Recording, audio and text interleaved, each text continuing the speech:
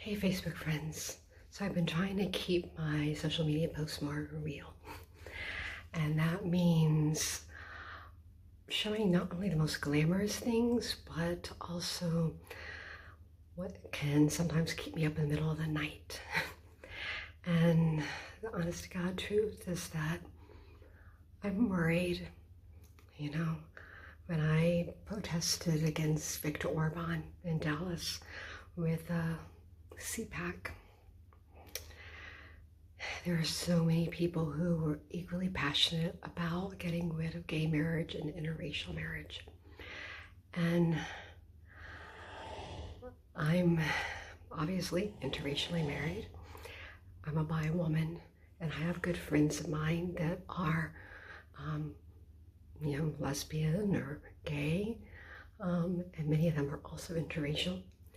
And the truth is, a lot of us in this country are really worried because Clarence Thomas cited the argument that allowed for Roe versus Wade. It was based on an 1800s law ruling or whatever, and apparently he cited that as an opportunity to revisit gay marriage and interracial marriage. And it's strange, of course, that he would cite that since he's interracially married. And all I know is, to be completely honest with all of you, while I'm out here in London doing photographs that look really glamorous, and there's a reason behind that. Behind every glamorous moment, there's a purpose. Highlighting social justice issues, environmental challenges, trying to convince people who are decision makers in powerful positions to do things to make those kind of differences. And I feel really blessed because this time I have 3 incredible men with me that mean a lot. That's my assistant, Alan Keith. That's, Ricardo, one of my spiritual teachers. And that's my beautiful husband, Thompson-Frenk, who you hear snoring in the background. But tonight, what's keeping me up isn't the snoring.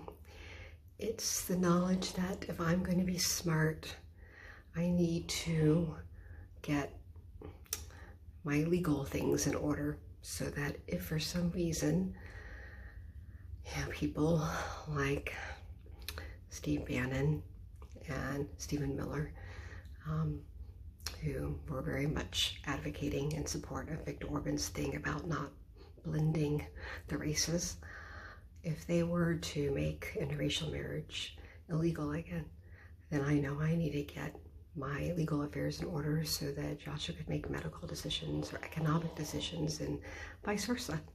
And I know that's something I need to recommend to my LGBT friends and my other interracial family and friends.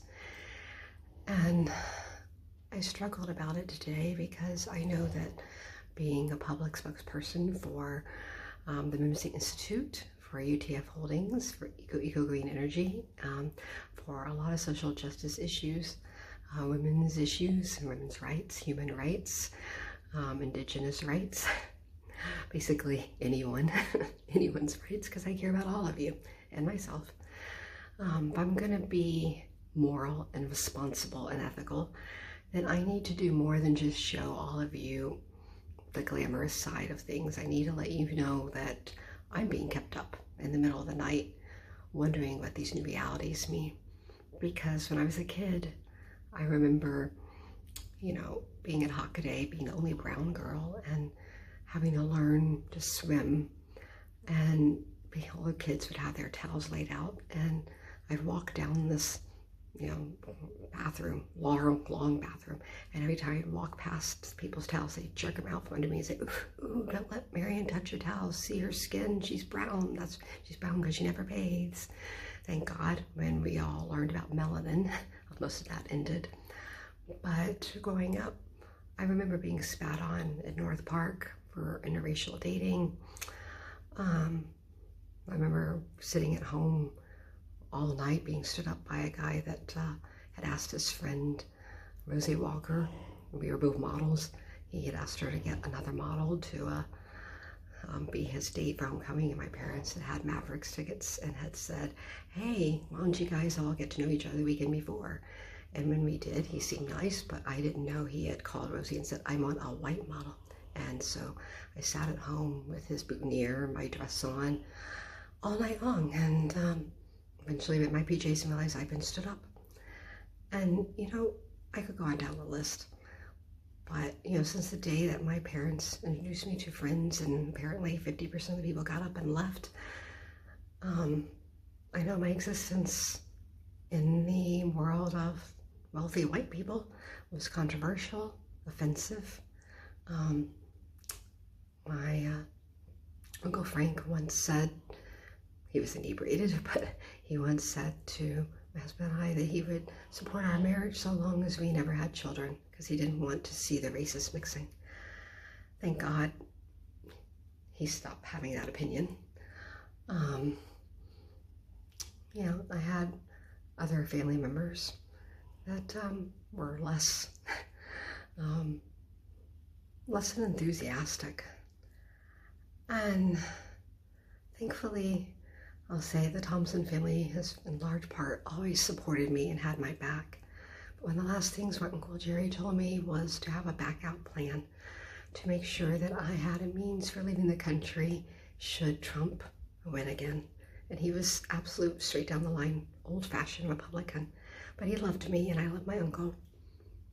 And it hurts hearing Trump talk about people that look like me dirtying the blood of the country. It really hurts to know people I thought were friends and family would vote for a man that thinks someone like me dirties the blood of the country, and who wants to put someone like Stephen Miller in his office, who made part of his master's degree getting rid of the browning of America, as if those with my skin color are some kind of disease to get rid of. I know that's the way Trump feels because he calls us an infestation. So all these thoughts are on my mind right now, and all I know to do is to put one foot in front of the other. I know that there are going to be a lot of veterans who are going to need a lot of help, because I know that Trump's team is already saying that if you are a veteran receiving care through the VA, that you shouldn't get Social Security. And I know people like my Uncle Frank really count on both. And they served our country, and they should receive both. Not instead of, but in addition to. I mean, that was the privilege of being a veteran, and we owe them that. And right now, with the Mimsy Institute's Food Source Program, we feed 5,000 families a day in Dallas. And I anticipate that's only going to grow as more veterans are in need. And our work goes around the country. So I know we're going to need more and more collaborations to get more and more food to people. And the struggle is, of course, being a leader, how to keep my attitude positive and my focus direct, and to not freak out, and to not wallow in the pain and what feels like betrayal, knowing the friends, or supposed friends, well, I say supposed because if they were friends, they wouldn't have voted for Trump. They would have cared about people like me. But learning how to just put people in a new mental file and say, okay, that's who you are. I can work with you, but now I know what you're about. How do we move on? How do we build? How do we anticipate the challenges? And if Trump gets his way of closing up FEMA, how will those of us who react in emergency situations and getting food and water, like during the Texas freeze, we worked with the Kamakudo Coeso tribe of Texas. How do we continue to work with that and make up for what through our collaborations with other nonprofits if there is no FEMA? Anyway, these are the things that are keeping me up. And I'm I know I'm not alone, because I know there are a lot of humanitarians out there who are also doing amazing work. And I'm so grateful. Marcus X. Russell, Judah, Crenshaw, I love all of you. Annette, over with Indigenous to Americas, I love you. Heidi Jouard. I know that there's so many incredible individuals, and I know I'm not naming all of you. Cinnamon Pack. You keep me inspired. And to people like Tamara Sanchez, who's Puerto Rican, and others, know that I have your back. And Chelsea Toller, Chris Fonda, I look forward to continuing to collaborate with you more now than ever. And I hope everyone knows I love being an American citizen. And I'm deeply grateful for what the country has done for me in so many ways, too numerous to name.